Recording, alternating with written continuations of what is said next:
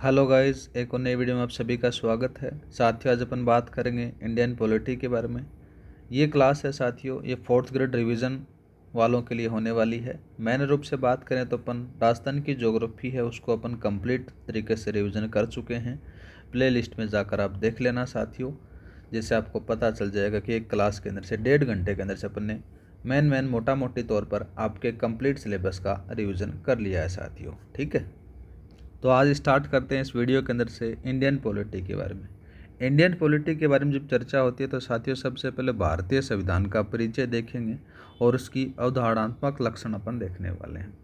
सबसे पहले बात करें तो भारतीय संविधान का निर्माण किस प्रकार से किया गया, और साथ ही बात करें संविधान सभा के बारे में देखेंगे। सभा की जो समितियां हैं उनके बारे में देखेंगे, किसको अध्यक्ष बनाया गया। दूसरा बात करें प्रारूप समिति, ड्राफ्टिंग कमेटी के बारे में इम्पोर्टेंट है, याद रखना है, इसके बारे में देखेंगे। और संविधान की जो प्रमुख विशेषताएं हैं उसके बारे में अपन देखेंगे। सबसे पहले बात कर लेते हैं मेरे भाई भारतीय संविधान का निर्माण और संविधान सभा के बारे में। जब सबसे पहले बात होती है भारतीय संविधान का निर्माण और संविधान सभा के बारे में, तो संविधान सभा का गठन किस प्रकार से होता है, साथ ही बात करें तो संविधान सभा की कार्य प्रणाली किस प्रकार से है, उद्देश्य प्रस्ताव आपको देखने को मिलेंगे, प्रमुख समितियां आपको देखने को मिलेंगी, साथ ही संविधान सभा का अंगीकरण कब होता है और लागू कब होता है, वो सारी चीज़ें अपन देखेंगे।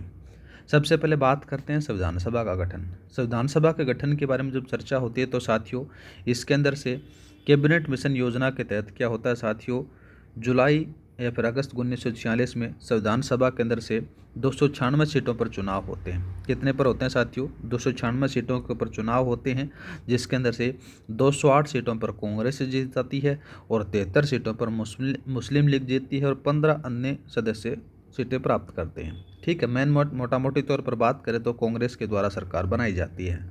और बात की जाए तो कुल सदस्य कितने थे भाई? कुल सदस्यों के बारे में अगर बात की जाए तो याद रखना है वो थी 389 थी। ठीक है, जिसके अंदर से साथियों 292 थे ना, 292 थे मेरे भाई, ये 296 नहीं थे, 292 लोग थे वो ब्रिटिश प्रांत से थे। और साथ ही बात करें तो 4 चीफ कमिश्नरी, जिसमें से अजमेर मेरवाड़ा हो गया, दिल्ली हो गया, कुर्ग हो गया, बलूचिस्तान हो गया, इनके साथ ही 93 सदस्य देशी रियासतों से थे, ये याद रखना है। ठीक है, ये संख्या साथियों निश्चित की गई थी, बाद में होते हैं। अब आगे बात करते हैं, इसको हटा देना। सबसे पहले बात करते हैं संविधान सभा की कार्यप्रणाली के बारे में। संविधान सभा की कार्यप्रणाली के बारे में बात करें मेरे भाई, सबसे पहले 9 दिसंबर 1946 को पहली बैठक होती है। ठीक है, इस पहली बैठक के अंदर से 207 लोग हैं वो उपस्थित होते हैं। 207 लोग उपस्थित होने के साथ ही बात करें तो डॉक्टर सच्चिदानंद सिन्हा को अस्थायी अध्यक्ष बना दिया जाता है। बाद में साथियों 11 दिसंबर को बैठक होती है, जिसमें से डॉक्टर राजेंद्र प्रसाद को स्थायी अध्यक्ष के रूप में बनाया जाता है। ठीक है, ये दूसरी बैठक थी, ये पहली बैठक और दूसरी बैठक में ही डॉक्टर राजेंद्र प्रसाद को स्थायी अध्यक्ष बनाया जाता है। इम्पोर्टेंट है, याद रखना आपके लिए। उपाध्यक्ष किसको बनाया जाता है साथियों? HC मुखर्जी, VT कृष्णमाचारी को बनाया जाता है। और साथ ही बात करें तो संवैधानिक सलाहकार BN राव को बनाया जाता है, ये भी इम्पोर्टेंट है मेरे भाई। ये दोनों तीनों चीज़ें इम्पोर्टेंट हैं, याद रखना है। स्थायी अध्यक्ष किसको बनाया गया, ठीक है, और प्रथम अध्यक्ष कौन थे वो भी याद रख लेना। तो देखो साथियों, यहाँ पर से प्रथम अध्यक्ष भी लिख लेना जिससे आपको याद रह जाए। प्रथम अध्यक्ष कौन थे मेरे भाई? प्रथम अध्यक्ष के बारे में बात करें तो आपको सबको पता है, नाम आ जाता है किसका? डॉक्टर सच्चिदानंद सिन्हा का नाम आता है। ठीक है, सच्चिदानंद सिन्हा को बनाया जाता है पहला अध्यक्ष। बुजुर्ग होने के नाते इनको बनाया जाता है मेरे भाई। और ये अस्थायी हैं, याद रखना क्या है साथियों? अस्थायी। ठीक है, और स्थायी किसको बनाया जाता है? डॉक्टर राजेंद्र प्रसाद को बनाया जाता है। उपाध्यक्ष का आपको याद रखना है। सलाहकार है संवैधानिक सलाहकार, ये भी थोड़ा सा इंपॉर्टेंट है। ये इंपॉर्टेंट है, ये इंपॉर्टेंट है, ये इंपॉर्टेंट है, ये तीनों चारों याद रख लेना मेरे भाई। इतना आपको समझ में आ चुका होगा साथियों। अगर पॉलिटी आपको ज़्यादा डीप तक पढ़नी है तो मेरे भाई PSI के लिए क्लासेज लगती हैं, उस क्लासेज को देख लेना, उसमें एकदम बढ़िया डिटेल से पढ़ाई गई है। ठीक है, एक क्लास हुई, ज़्यादा नहीं हुई इसकी, अभी आपके लिए होल्ड कर रखा है, इसीलिए उनकी क्लासेस अपन जल्दी कंटिन्यू कर देंगे मेरे भाई। दूसरा बात करते हैं अपन किसके बारे में, उद्देश्य प्रस्ताव के बारे में। उद्देश्य प्रस्ताव आता कब है, 13 दिसंबर 1946 को आता है। कौन प्रस्तुत करता है साथियों, जवाहरलाल नेहरू के द्वारा को प्रस्तुत किया जाता है। 22 जनवरी 1947 को उद्देश्य प्रस्ताव है वो पारित किया जाता है। इसमें से क्या बताया गया था उद्देश्य प्रस्ताव में, कि भारत है वो स्वतंत्र संप्रभु गणराज्य होगा, याद रखना है। आगे बात करते हैं प्रमुख समितियों के बारे में साथियों। पहली समिति आती है संघ शक्ति समिति। संघ शक्ति समिति का अध्यक्ष किसको बनाया जाता है, जवाहरलाल नेहरू को बनाया जाता है। दूसरा नाम आता है संघ संविधान समिति, जिसके अध्यक्ष किसको बनाया जाता है, जवाहरलाल नेहरू को बनाया जाता है। प्रांतीय संविधान समिति, प्रांतीय संविधान समिति के जो अध्यक्ष बनाए जाते हैं सरदार पटेल को बनाया जाता है। और प्रारूप समिति के जो अध्यक्ष हैं डॉक्टर भीमराव अम्बेडकर को बनाया जाता है। इंपॉर्टेंट है मेरे भाई, ये तीनों चारों इंपॉर्टेंट हैं, मेन चीज़ें हैं वो आपको यहाँ पर से बताई गई हैं। आगे बात करते हैं मेरे भाई, सबसे पहले संविधान का अंगीकरण एवं लागू होना। संविधान को अंगीकृत कब किया गया था, तो ये याद रखना 26 नवंबर 1949 को किया गया था अंगीकृत, इंपॉर्टेंट है, याद रखना है। लेकिन संविधान लागू कब हुआ था, 26 जनवरी 1950 को लागू हुआ था। कुल कितना समय लगा था, तो 2 वर्ष 11 माह 18 दिन का समय लगा था। और कुल व्यय कितना था साथियों, 64 लाख रुपए व्यय आता है। अब बात करते हैं साथियों संविधान सभा की जो प्रमुख समितियां थी उनके बारे में अपन थोड़ा सा देख लेते हैं। इन समितियों से सीधा सीधा सवाल बनता है, ठीक है। ये रिवीजन की क्लास हो रही है साथियों, एकदम डिटेल से अपन नहीं पढ़ रहे हैं, ठीक है। डिटेल से तो आपने पढ़ लिया होगा, कहीं ना कहीं तो पढ़ा ही होगा, ऐसा तो है नहीं कि पढ़ा नहीं होगा आपने। आगे बात करें तो नाम आता है संघ शक्ति समिति। संघ शक्ति समिति के जो अध्यक्ष होते हैं वो पंडित जवाहरलाल नेहरू होते हैं। दूसरा बात करें संघ संविधान समिति, इसके भी अध्यक्ष कौन होते हैं साथियों, पंडित जवाहरलाल नेहरू होते हैं। प्रांतीय संविधान समिति के अध्यक्ष कौन होते हैं, सरदार पटेल होते हैं। प्रारूप समिति के इंपॉर्टेंट है, याद रखना है। प्रारूप समिति के जो अध्यक्ष होते हैं डॉक्टर भीमराव अम्बेडकर होते हैं। मौलिक अधिकारों एवं अल्पसंख्यकों संबंधी परामर्श समिति के जो अध्यक्ष होते हैं सरदार पटेल होते हैं। संचालन समिति के जो अध्यक्ष होते हैं डॉक्टर राजेंद्र प्रसाद होते हैं। और राज्य समिति जो राज्यों में समझौता करने वाली होती है उसके जो अध्यक्ष होते हैं वो पंडित जवाहरलाल नेहरू होते हैं। तो ये मेन मोटा मोटी जो समितियां हैं इनके बारे में थोड़ा सा याद रख लेना मेरे भाई। एक बात और याद रखना, जब संविधान सभा बनी थी संविधान सभा के अंदर से 15 महिलाएं थी। कितनी थी साथियों, 15 महिलाएं, 15 महिलाएं थी, ठीक है। कितनी हैं याद रखना, सीधे सीधे तौर पर आपको 15 महिलाएं थी। और एक चीज़ और याद रखना, इन 15 महिलाओं में एकमात्र मुस्लिम समुदाय से कौन थी, तो याद रखना बेगम एजाज रसूल थी। ये थोड़ा सा याद रखना है, ठीक है। दूसरा बात करें तो इन 15 महिलाओं के अंदर से एकमात्र जो दलित महिला थी वो कौन सी थी साथियों, नाम आ जाता है उनका दक्षयानी वेलायुधन आ जाता है, ठीक है। ये थोड़ा सा याद रख लेना। ये समितियां हैं, इन समितियों के बारे में आपने देखा, ये सारी की सारी समितियां हैं, इनके बारे में थोड़ा सा याद रख लेना।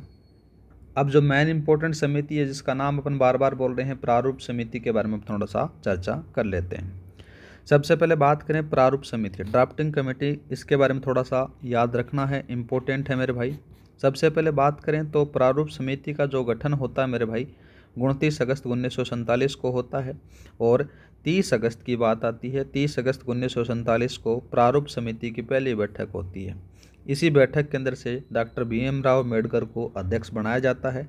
7 सदस्यीय समिति थी, याद रखना है। इन 7 सदस्यों के अंदर से डॉक्टर भीमराव तो अम्बेडकर हैं वो अध्यक्ष हो जाते हैं। साथ ही बात करें एन गोपाल स्वामी अयंगर हैं वो दूसरे सदस्य होते हैं। दूसरा अल्दानी कृष्ण स्वामी अय्यर हैं, ये तीसरे। फिर डॉक्टर के एम मुंशी, फिर आता है सैयद मोहम्मद साउदुल्ला होते हैं। और तीसरा सेकंड लास्ट जो नाम आता है एन माधवा राव आता है। और लास्ट वाला आता है टी कृष्णमाचारी। ये सारे के सारे साथियों 7 सदस्य समिति आपको देखने को मिलती है। और बात करें मेरे भाई तो संविधान की प्रमुख विशेषताओं के बारे में अपन थोड़ा सा चर्चा कर लेते हैं। तो देखो सबसे पहले लिखित और निर्मित संविधान, अपना भारतीय संविधान विश्व का सबसे लंबा संविधान है। विभिन्न स्रोतों से लिया गया है, मतलब कि अलग अलग देशों से अलग अलग चीज़ें ग्रहण की गई हैं। भारतीय संविधान की एक और विशेषता जाती है कठोरता और लचीलेपन का मिश्रण आपको देखने को मिलता है। एकल नागरिकता भी आपको देखने को मिलती है। पंथ निरपेक्ष राज्य आपको देखने को मिलता है। पंथ निरपेक्ष राज्य का मतलब क्या होता है साथियों, कि अपना जो भारत देश है वो भारत देश के अंदर से एक राज्य के अंदर से सभी धर्मों को बराबर माना जाता है। ऐसा नहीं है कि जो राज्य है उस राज्य के अंदर से एक ही धर्म को मतलब ज़्यादा प्रायोरिटी दी जाती है, ऐसा नहीं है। सभी धर्मों को बराबर का दर्जा दिया गया है। दूसरा बात करें सार्वभौमिक वयस्क मताधिकार के बारे में बात की गई है। इसका मतलब ये होता है कि सभी को मत देने का अधिकार है जो 18 साल से ऊपर का उन सभी के। स्वतंत्र न्यायपालिका है। न्यायपालिका क्या साथियों, स्वतंत्र होती है, जिसके अंदर से किसी का भी दबाव नहीं होता। जो न्यायपालिका का डिसीजन होता है वो सर्वमान्य माना जाता है, और अपने देश के अंदर से साथियों न्यायपालिका से ऊपर कोई भी नहीं है। ठीक है, आगे बात करते हैं। आगे जाता है, देखो भारतीय संविधान की विशेषताएं और स्रोत के बारे में बात होती है। तो सबसे पहले बात करेंगे अपन भारतीय संविधान की विशेषताएं, संविधान के स्रोत और अन्य विशेषताओं के बारे में। पहले चर्चा कर लेते हैं अपन भारतीय संविधान की विशेषताएं। अपने अभी देखी, देखो कौन कौन सी विशेषताएं आपको देखने को मिलेंगी। इसमें से लोकप्रिय, प्रभुसत्ता पर आधारित संविधान आपको देखने को मिलेगा। साथ ही प्रस्तावना देखने को मिलेगी, विश्व का सबसे विस्तृत और लिखित संविधान है, ये भी आपको देखने को मिलेगा। संपूर्ण प्रभुत्व संपन्न लोकतंत्रात्मक गणराज्य भी आपको देखने को मिलेगा। संसदीय शासन व्यवस्था भी देखने को मिलेगी। समाजवादी राज्य भी देखने को मिलेगा। पंथ निरपेक्ष राज्य भी आपको देखने को मिलेगा। कठोर और लचीलेपन का मिश्रण भी आपको देखने को मिलेगा। संपूर्ण संप्रभुत्व तथा विश्व बंधुत्व का विचार भी भारतीय संविधान के अंदर से देखने को मिलता है। मूल अधिकार और कर्तव्य भी देखने को मिलेंगे इसके अंदर से। एक कलात्मक प्रणाली भी आपको देखने को मिलेगी और संसदीय सर्वोच्चता आपको देखने को मिलेगी। तो बात करते हैं सबसे पहले लोकप्रिय प्रभुसत्ता पर आधारित संविधान के बारे में। तो सर्वोच्च सत्ता जनता में निहित होती है, मतलब कि जनता ही सर्वोपरि मानी जाती है। लोकतंत्रात्मक पद्धति आपको देखने को मिलेगी साथियों, और जनता द्वारा चुने गए प्रतिनिधि इसके अंदर से भाग लेते हैं।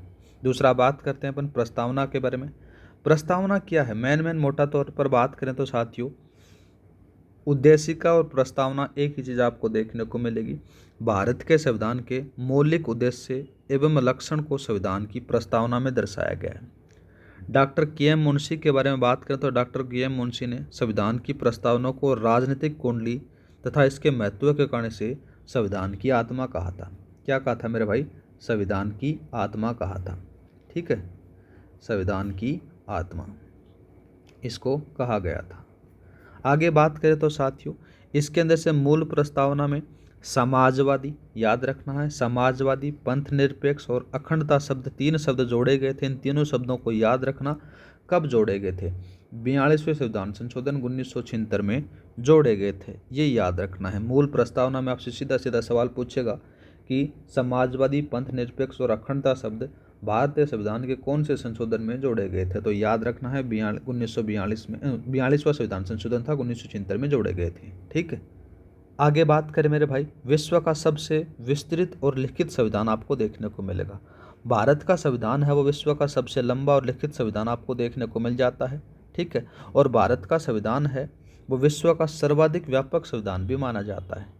इसके अंदर से साथियों मूल संविधान के अंदर से 395 तो आपको आर्टिकल देखने को मिलेंगे और 8 अनुसूचियां देखने को मिलेंगी। लेकिन वर्तमान में साथियों 12 अनुसूचियां आपको देखने को मिलेंगी और 22 भाग देखने को मिलते हैं। ये थोड़ा सा याद रख लेना मेरे भाई। दूसरा बात करते हैं अपन, देखो दूसरा नाम आ जाता है साथियों संपूर्ण प्रभुत्व संपन्न लोकतंत्रात्मक गणराज्य के बारे में चर्चा हो रही है। इसमें से क्या बात की गई है साथियों, संविधान में स्पष्ट किया गया है कि भारत अपने आंतरिक और बाह्य मामलों में संपूर्ण स्वतंत्र प्रभुत्व संपन्न देश माना जाता है। और भारतीयों के अंदर से साथ करें पर भारत के अंदर से, देश के अंदर से प्रभुसत्ता जनता में निहित होती है। शासन जनता का होता है, जनता के द्वारा होता है, जनता के लिए चलाया जाता है। याद रखना, भारत में लोकतंत्रात्मक पद्धति को अपनाया गया है।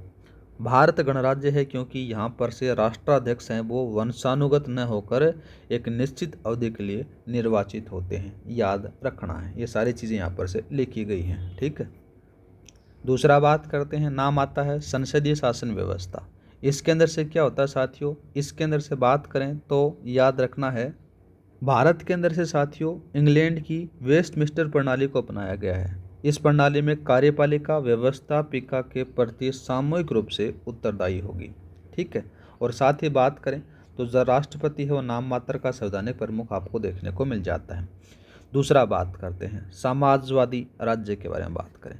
समाजवादी राज्य है साथियों ये 42वां संविधान संशोधन 1976 में भारत को समाजवादी गणराज्य घोषित किया गया था, ये याद रखना है। नेक्स्ट बात करते हैं, नाम आता है साथियों पंथ निरपेक्ष राज्य के बारे में चर्चा होती है। पंथ निरपेक्ष राज्य का मतलब ये होता है कि धार्मिक मामलों में राज्य ने एक तटस्थ दृष्टिकोण अपनाया गया है। क्या अपनाया गया है साथियों? कि कोई भी विशेष धर्म नहीं होगा, राज धर्म नहीं होगा, सभी धर्मों को बराबर माना जाएगा, सभी धर्मों का आदर किया जाएगा। ठीक है, ये पंथ निरपेक्ष राज्य के बारे में बात की गई है। दूसरा जाता है साथियों कठोर और लचीलेपन का मिश्रण। इन विशेषताओं से सवाल 100% बनेगा, याद रखना। इसके अंदर से क्या होता है साथियों, इसमें से संविधान संशोधन की प्रक्रिया के अंदर से बात करें तो उसमें से कठोर और लचीलेपन का निर्धारण किया गया है। भारत में 2 प्रक्रियाओं को अपनाया गया है। और साथ ही बात करें तो भारत में कुछ भागों में संशोधन सरल और कुछ भागों में जटिल आपको देखने को मिल जाते हैं। साधारण या तो कुछ जल्दी से संशोधन हो जाते हैं या फिर कुछ एफर्ट लगाने पड़ते हैं, उसको प्रकार से संशोधन किया जा सकता है। मतलब कि कठोर और लचीले दोनों का मिश्रण आपको देखने को मिलता है। नेक्स्ट बात करते हैं। नेक्स्ट कौन सा था साथियों, यहाँ पर चाहता है, यहाँ लास्ट वाला संपूर्ण संप्रभुता और विश्व बंधुता पर विचार के बारे में बात की गई है। और ये आर्टिकल 51 में उल्लेखित है। विश्व में कल्याण और शांति की कामना करने के लिए बात कही गई है। ये सारी के सारी साथियों आपके पास में विशेषताएं देखने को मिल जाती हैं, भारतीय संविधान की इम्पोर्टेंट हैं, याद रखना है। जितना आपके सिलेबस में दे रखा अपन उसी के बारे में देख रहे हैं, ज़्यादा नहीं देख रहे। अब बात करते हैं अपन किसके बारे में, संविधान के स्रोतों के बारे में अपन देख लेते हैं मेरे भाई। संविधान के स्रोत ये रहे भाई, ये भी बच गए का, चलो ये भी बता देते। एक आता है साथियों मूलभूत अधिकार एवं कर्तव्य के बारे में बात होती है, तो ये व्यक्ति के अधिकारों को नियंत्रण करने के लिए काम होता है। एक आती है एकात्मक प्रणाली। एकात्मक प्रणाली ये होती है कि एकल नागरिकता। आपने कभी देखा होगा कि जब आपका आधार कार्ड रहता है, उस आधार कार्ड के ऊपर से आपके राज्य का नाम नहीं होकर आपके देश का नाम होता है कि ये उस देश का नागरिक है। ठीक है, तो एकल नागरिकता आपको देखने को मिलेगी। ठीक है, एक देश की है तो आपको एक ही देश की मिलेगी, ऐसा नहीं कि दूसरे देश की भी आपको नागरिकता और आपके पास भी है, नहीं, ऐसा नहीं होता है। दूसरा बात करें, न्यायपालिका होती है वो स्वतंत्र होती है। न्यायिक पुनरावलोकन की व्यवस्था भी आपको देखने को मिलती है। राष्ट्रपति की भूमिका भी आपको देखने को मिलती है। प्रस्तावना की पद्धति भी आपको देखने को मिलती है। और साथ ही न्यायाधीशों को हटाने की प्रक्रिया भी आपको देखने को मिल जाती है। ये एकात्मक प्रणाली के अंदर से शामिल होते हैं। आगे बात करते अपन संसदीय सर्वोच्चता आपको देखने को मिलती है कि संविधान में सर्वोच्चता आपको बताई गई है। संविधान के स्रोतों के बारे में अपन देख लेते हैं। संविधान के स्रोतों के बारे में बात करें तो मेरे भाई ये 100% इम्पोर्टेंट है, इससे सवाल 100% बनेगा। बात करें मेरे भाई इसके बारे में सबसे पहले तो संविधान सभा में भारतीय संविधान के निर्माण के लिए विश्व के अनेक देश, मतलब कि लगभग 50 या 60 देशों को संविधानों का अध्ययन किया गया और बाद में भारतीय संविधान का निर्माण किया गया। ठीक है, आरएस में कभी कभार पूछ लिया जाता है कि निम्नलिखित, मतलब ऐसा पूछा जाता है कि भारतीय संविधान एक उधार का थैला है, एक टिप्पणी दीजिए, इस प्रकार से पूछा जाता है। ऐसा नहीं है कि भारतीय संविधान ने सारी चीज़ें अपने संविधान के अंदर से अपनाई हैं बाहर के देशों से, लेकिन जो अच्छी चीज़ें हैं, जो मेन जो इम्पोर्टेंट हैं, जो एक कल्याणकारी राज्य की स्थापना कर सकें, उसकी इन चीज़ों को भारतीय संविधान के अंदर से अपनाया गया है बाहर के देशों से। तो बात होती है संविधान के स्रोतों के बारे में बात होती है, तो सबसे पहला जो जिक्र होता है उसके बारे में अपन बात करते हैं। पहला जो नाम आता है भारत शासन अधिनियम आता है, जिसमें से लगभग 60% इसमें अपना दिया गया। बाद में अतिरिक्त स्रोत थे, फिर विभिन्न देशों से अपनाए गए थे, उनके बारे में पहले बात कर लेते हैं। मैं भारत शासन अधिनियम 1935 के बारे में, इंपॉर्टेंट है, याद रखना है। भारत शासन अधिनियम 1935 के अंदर से साथियों लगभग 60% प्रावधान अपना लिए गए थे। संघीय व्यवस्था भी इसमें अपनाई गई थी, न्यायपालिका थी, कैग थी। साथ ही बात करें आपातकालीन उपबंध भी इसमें अपनाए गए थे। दूसरा बात करते हैं अपन अतिरिक्त स्रोतों में पूंजी अधिकार, न्यायिक पुनरावलोकन, एकल नागरिकता, उपराष्ट्रपति का पद, राष्ट्रपति को पद से हटाने की प्रक्रिया, ये अपनाई गई थी। ठीक है, अब बात करते हैं अपन किसके बारे में साथियों। दूसरा जाता है यहाँ पर से, दूसरा अपन ने कहाँ पर देखा था, ये वाला देखा था, विभिन्न देशों से। अब विभिन्न देशों से ये इम्पोर्टेंट है, याद रखना, मैंने इनको पहले से ही आपको लिख कर दिया गया है। संविधान के स्रोतों के बारे में बात करें तो विभिन्न देशों से कौन कौन सी चीज़ें अपनाई गई उनके बारे में बात करते हैं। बात करें साथियों सबसे पहले अमेरिका के बारे में। अमेरिका से कौन कौन सी चीज़ें अपने भारतीय संविधान में अपनाई गई उनके बारे में बात करते हैं। सबसे पहले नाम आता है मूल अधिकार का, यह भी स्वतंत्र न्यायपालिका, न्यायिक पुनरावलोकन आता है, जनहित याचिका, राष्ट्रपति के महाभियोग की प्रक्रिया, उपराष्ट्रपति का पद आ गया, प्रस्तावना की पहली पंक्ति, ये भी याद रखना है। साथ ही बात करें न्यायाधीशों को हटाने की प्रक्रिया और विधियों का समान संरक्षण, ये सारी की सारी साथियों अमेरिका से अपनाई गई हैं अपने भारतीय संविधान में। अब बात करते हैं अपन ब्रिटेन से। ब्रिटेन से क्या अपनाया गया साथियों, उसके बारे में बात करें तो संसदीय शासन प्रणाली है वो अपनाई गई। इकहरी नागरिकता, विधि के समान संरक्षण आपको देखने को मिलेगा, ठीक है।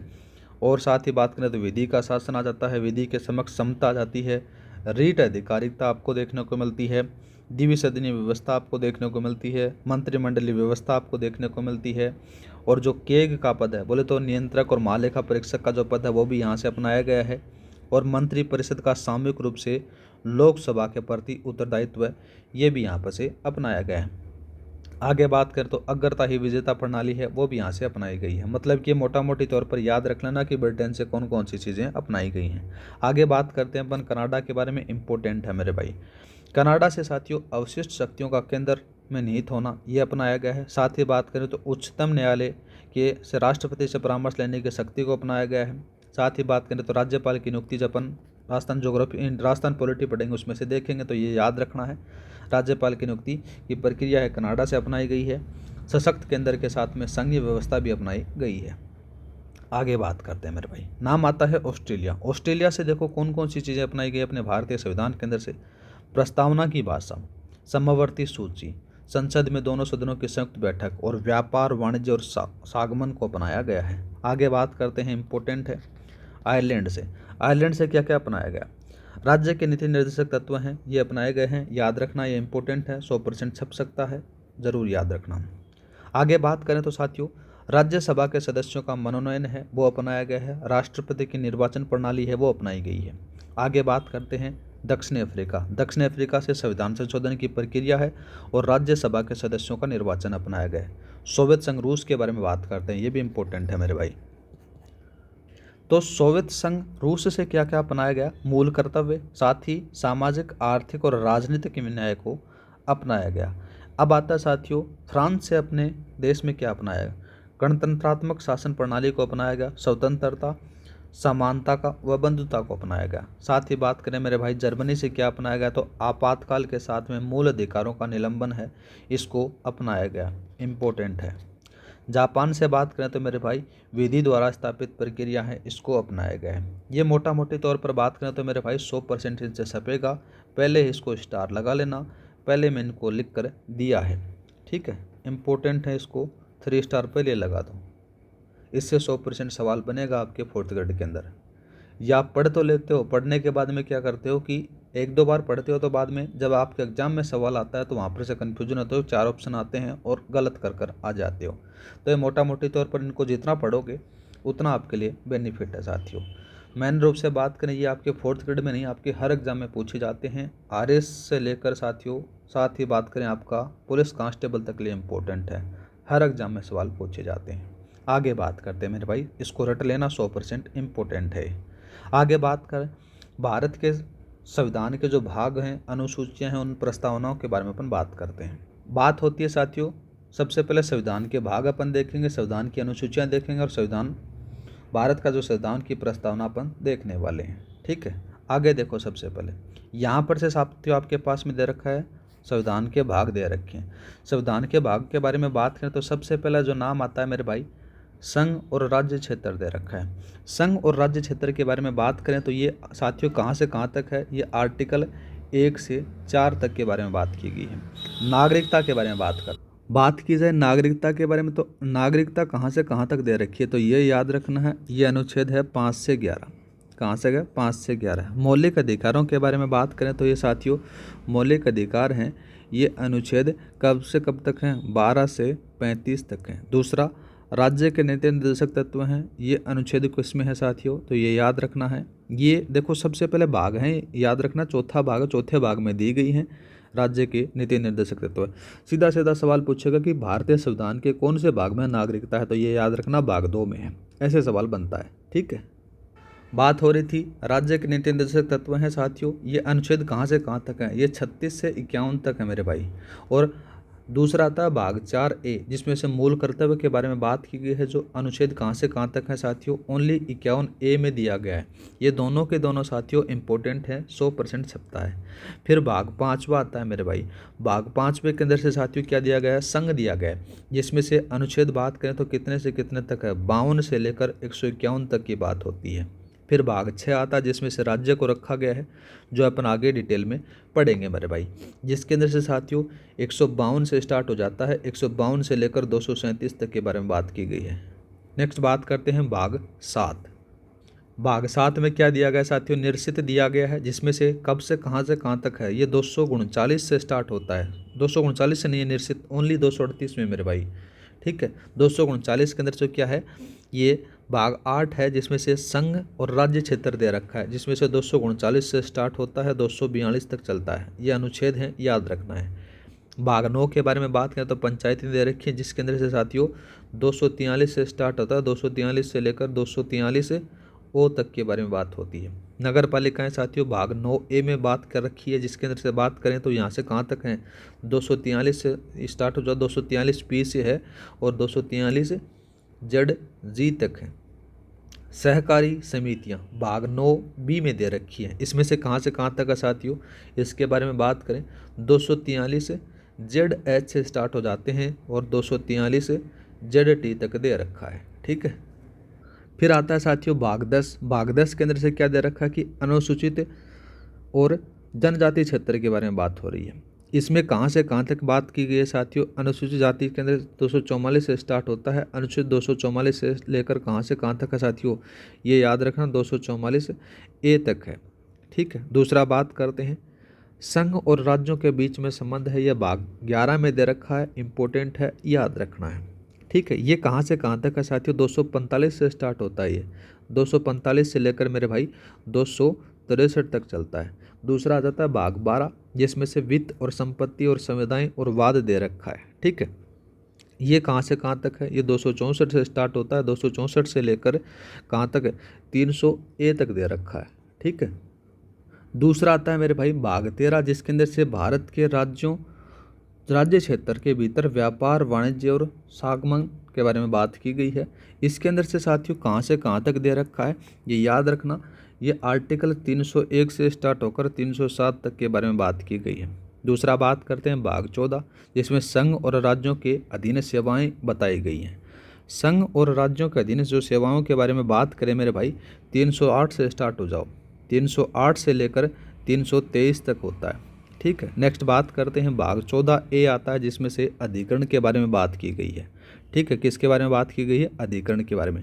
इसमें कहाँ से कहाँ तक है, इसमें से अनुच्छेद आता है साथियों 323A से लेकर 323B तक की बात होती है, ठीक है, 323B। आगे आता है साथियों निर्वाचन भाग 15 में बात की गई है, इंपॉर्टेंट है, जरूर थोड़ा सा छप सकता है। नेक्स्ट याद रखना, देखो इसमें कहाँ से कहाँ तक है, तो 324 से स्टार्ट हो जाओ मेरे भाई, अनुच्छेद 324 से लेकर 329 तक के बारे में बात की गई है। दूसरा आता है भाग 16, जिसके कुछ उपबंधों के लिए विशेष उपबंध दिए गए हैं, ठीक है। इसमें से 330 से स्टार्ट होना है, अनुच्छेद 330 से लेकर 342 तक की बात की गई है। भाग 17 के बारे में बात करें तो राजभाषा दे रखी है, ठीक है। और राजभाषा कहाँ से कहाँ तक है साथियों, 343 से स्टार्ट हो जाना मेरे भाई, और 343 से 351 तक के बारे में बात की गई है। आपात उपबंध के बारे में बात करें तो भाग 18 में बताया गया है, ठीक है, जिसके अंदर से क्या बताया गया, 352 से स्टार्ट होना है, अनुच्छेद 352 से लेकर 360 तक के बारे में बात की गई है। एक आता है साथियों भाग 19, जिसमें से प्रकरण दिया गया है, ठीक है, जो 300 किस में है, 368 में है साथियों, नहीं 368 में तो संविधान का संशोधन है मेरे भाई, 368 में तो ये है, लेकिन इसमें क्या है, इसमें बात करें तो अनुच्छेद आता है, प्रकरण के बारे में बात करें तो 361 से स्टार्ट होता है, 361 से 367 के बारे में बात की गई है। एक आता है साथियों, एक आता है अस्थायी संक्रमणकालीन और विशेष उपबंध आता है साथियों, 369 से स्टार्ट होता है, 369 से लेकर 392 तक के बारे में बात की गई है। और साथियों भाग 22 के अंदर से संक्षिप्त नाम प्रारंभ हिंदी में प्राधिकृत पाठ और निरसन दिया गया है साथियों, ये 393 से स्टार्ट होता है, 393 से लेकर 395 तक के आर्टिकल में दिया गया है। ये मोटा मोटी तौर पर याद रखना, ये 22 भाग हैं, ये आपको देखने को मिलेगी। अब बात करते हैं अपन साथियों संविधान के प्रमुख सूचियों के बारे में, ठीक है। पहला बात करते हैं पहली अनुसूची। पहली अनुसूची के अंदर से क्या किया गया, देखो साथियों, राज्यों के नाम और उनके राज्य क्षेत्र के बारे में बात की गई है।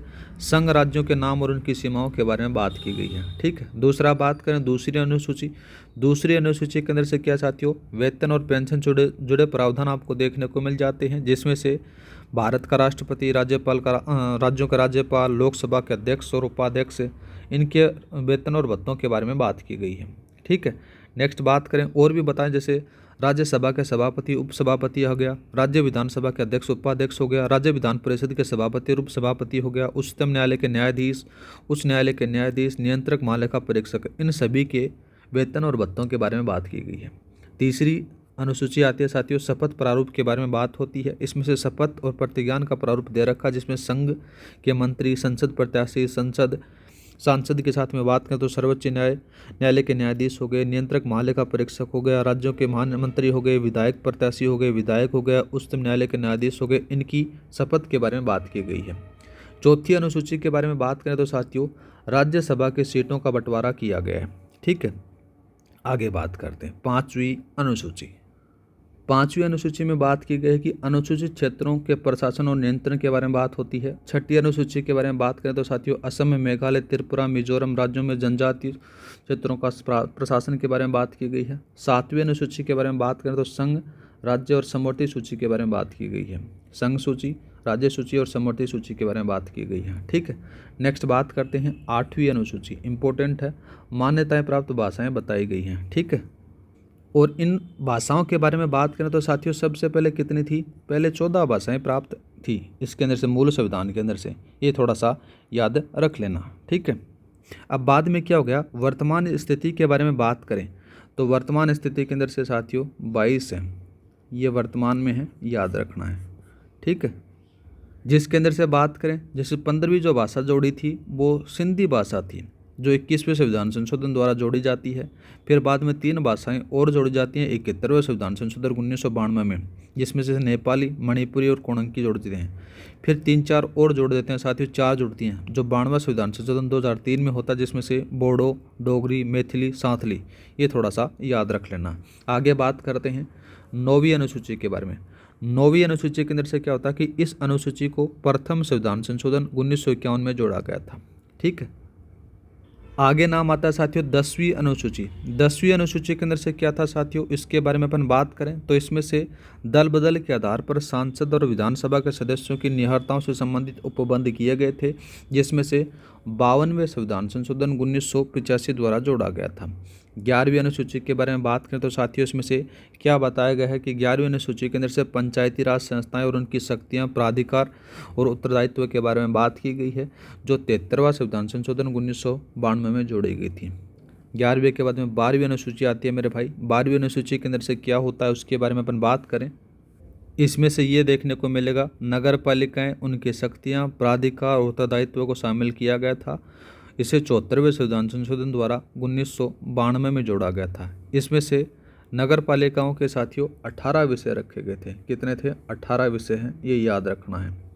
एक चीज़ और मैंने नहीं बताई साथियों, 11वीं अनुसूची के बारे में अपन बात करते हैं। 11वीं अनुसूची के अंदर से जो पंचायती राज संस्थाएं थे उनके 29 विषय थे। कितने थे मेरे भाई, 29 विषय आपको शामिल करने देखने को मिल जाते हैं। अब बात कर लेते हैं मेरे भाई, जैसे भारतीय संविधान के अंदर से जो भाषाएं हैं उनके बारे में। तो 8वीं अनुसूची में कितनी भाषाओं को मान्यता दे रखी है उनके बारे में अपन बात कर लेते हैं। मोटा मोटी तौर पर 8वीं अनुसूची का जब जिक्र होता है मेरे भाई, इसके अंदर से पहले कितनी थी, तो साथियों इसमें से पहले आपको देखने को मिलेंगी 14 भाषाएँ थी।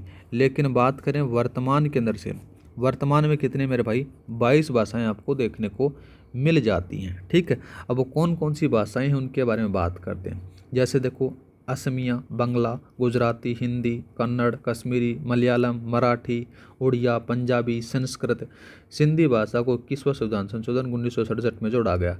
तमिल, तेलुगु, उर्दू, मणिपुरी आता है साथियों 71 में जोड़ा गया था। कोणंकी जाता है 71वां संविधान संशोधन, नेपाली, कोणंकी इसमें जोड़ा गया था। फिर आते हैं बोडो, डोगरी, मैथिली, संथाली। आपसे सीधा सीधा सवाल पूछता है कि बोडो, डोगरी, मैथिली, संथाली कौन से संविधान संशोधन के अंतर्गत जोड़े गए थे, तो याद रखना 92वां संविधान संशोधन के अंतर्गत जोड़े गए थे।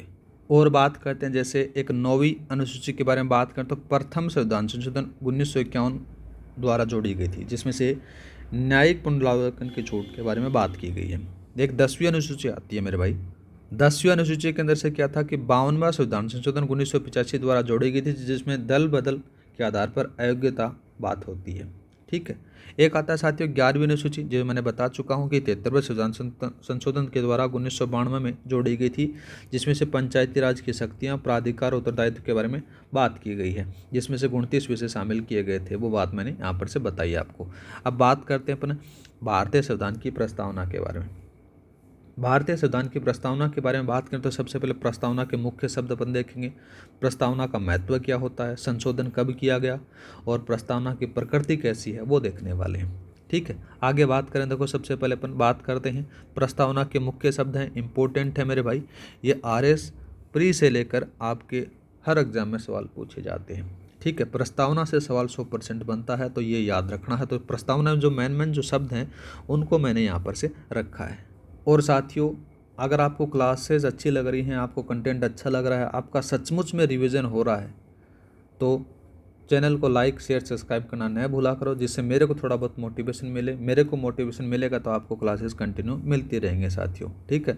मैं अपनी तरह से आपके लिए बेस्ट करने के प्रयास करता हूं कि आपका कम समय के अंदर से रिवीजन हो जाए। मैं आपको बहुत कम पढ़ाता हूं साथियों MCQ से। मैं आपको एकदम या तो शॉर्ट नोट से पढ़ाता हूं या फिर थ्योरी से पढ़ाता हूँ मेरे भाई। उसके अंदर से क्या होता है, जो टॉपिक होता है उसके टॉपिक के अंदर से अपन बढ़िया तरीके से गो थ्रू हो जाते हैं। MCQ से आपका रिवीजन नहीं होता है, ये सब बकवास हैं साथियों। MCQ से मैं भी पढ़ाना स्टार्ट कर दूं, 100, 150, 300 MCQs लेकर आ जाऊं, उससे आपका टॉपिक पूरी तरीके से क्लियर नहीं होता है। ठीक है। जब तक आप थ्योरी नहीं पढ़ोगे, तब तक आपका बेस क्लियर नहीं होगा, तब तक आप MCQs नहीं कर सकते। जब आप बढ़िया तरीके से पढ़ लेते हो तब जाकर अपन मान सकते हैं मेन चीज़ से आपकी तैयारी होती है। बात करें मेरे भाई प्रस्तावना के मुख्य शब्दों के बारे में, तो सबसे पहले कौन कौन से शब्द हैं। हम भारत के लोग हैं, संप्रभु, समाजवादी, पंथ निरपेक्ष, लोकतंत्रात्मक, गणराज्य, ये चीज़ें आपको देख रखी हैं। न्यायिक दे रखे, जिसमें से न्याय के साथ में बात करें सामाजिक, आर्थिक और राजनीतिक देखने को मिलेगा। स्वतंत्रता बात करें तो विचार की, अभिव्यक्ति की, विश्वास की, धर्म की, उपासना की देखने को मिलेगा। समता, प्रतिष्ठा, अवसर की देखने को मिलेगा। बंधुत्व है, व्यक्ति की गरिमा, राष्ट्र की एकता और अखंडता, ये शब्द दे रखे हैं साथियों। प्रस्तावना के मुख्य शब्द हैं, ये याद रखना है। ठीक है। अब बात करते हैं मेरे भाई प्रस्तावना का महत्व क्या है। प्रस्तावना मुख्य रूप से बात करें तो आपका संविधान का एक सार है। जिस प्रकार से अपन ये मेन से शॉर्ट नोट्स में पढ़ते हैं, तो ये आपका एक सिलेबस का पूरा सार आपको देखने को मिलता है। संविधान की कुंजी भी इसको कहा जाता है। सीधा सीधा सवाल पूछेगा कि संविधान की कुंजी किसे कहते हैं, तो प्रस्तावना को कहा जाता है मेरे भाई, याद रखना। संविधान का परिचय पत्र भी प्रस्तावना ही आपको देखने को मिलता है। अब प्रस्तावना के अंदर से जो संशोधन होता है साथियों, पहली बार होता है, एक बार किया जाता है साथियों। संशोधित है 42वां संविधान संशोधन 1976 में किया गया था। ठीक है। और साथियों इस 42वें संविधान संशोधन के अंदर से 3 शब्द जोड़े गए थे, तो ये याद रखना कौन कौन से शब्द जोड़े गए थे। पहला जो शब्द था मेरे भाई, उसका नाम आ जाता है समाजवादी। क्या नाम आता है साथियों, समाजवादी। समाजवादी शब्द जोड़ा गया। दूसरा बात करें तो मेरे भाई, दूसरा जो शब्द जोड़ा गया था वो जोड़ा गया था पंथ निरपेक्ष। क्या जोड़ा गया था, पंथ निरपेक्ष शब्द जोड़ा गया था। तीसरा बात करते हैं तो तीसरा जो जोड़ा गया था वो अखंडता जोड़ा गया था। क्या जोड़ा गया था, अखंडता जोड़ा गया था। ये 3 शब्द हैं, ये याद रखना है। एक बार जोड़ा गया था, 42वां संशोधन था 1976 में जोड़ा गया था। तो यहाँ पर से लिख सकते हो कि 3 शब्द जोड़े गए थे, 3 शब्द जोड़े। ठीक है। आगे बात करें मेरे भाई प्रस्तावना की प्रकृति कैसी है। प्रस्तावना की जो प्रकृति है साथियों, गैर न्यायिक आपको देखने को मिलेगी। संविधान का भाग इसको कहा जाता है। संविधान में संशोधन किया जा सकता है, ऐसी प्रकृति इसमें बताई गई है। इसी के साथ में साथियों आपका जो इंडियन पॉलिटी का है 4th ग्रेड के लिए आपके सिलेबस के अकॉर्डिंग यहाँ पर से रिवीजन खत्म हो जाता है साथियों। मेन रूप से साथियों मैंने जो मोटा मोटी जो चीज़ पर है उस पर काम किया है और आपके लिए बेस्ट कंटेंट बनाने की कोशिश की गई है। अगर आपका सचमुच में साथियों रिवीजन हुआ है तो लाइक, शेयर, सब्सक्राइब करना न भूलें, जिससे मेरे को मोटिवेशन मिलेगा, आपको क्लासेस कंटिन्यू मिलती रहेंगी मेरे भाई। ठीक है। अब आगे वाली जो वीडियो आएगी उसमें से अपन करेंगे राजस्थान पॉलिटी अपन देखने वाले हैं मेरे भाई। जिस प्रकार से राजस्थान पॉलिटी कंप्लीट हो जाएगी तो यहाँ पर से साथियों 5% तो इसके हो गए। ठीक है। 5% इंडियन पॉलिटी हो गए और 5% के बारे में बात करें तो आपके किसके हो जाएंगे, राजस्थान पॉलिटी हो जाएंगे। इस प्रकार से आपके पास में 10 अंकों 10 प्रश्नों का जो जुगाड़ है वो यहाँ से हो गया। 20 प्रश्नों का जुगाड़ आपके पास में राजस्थान की ज्योग्राफी से हो गया। लगभग 30 प्रश्नों का जुगाड़ हो चुका है 120 में से। ठीक है, 120 में से कितने का हो गया? 30 का हो गया। और साथियों अपन कंप्लीट सिलेबस करेंगे, ऐसा मत सोचना कि एक कोई सब्जेक्ट छोड़ देंगे, सारे सब्जेक्ट अपन करने वाले हैं। मैन मोटा तौर पर बात करें तो आपका 120 प्रश्नों का अपन रिवीजन करेंगे। मैन मोटा तौर पर अपन देख सकते हैं साथियों। ठीक है, आज के लिए इतना ही, मिलते हैं नेक्स्ट क्लास में। जय हिंद, जय भारत।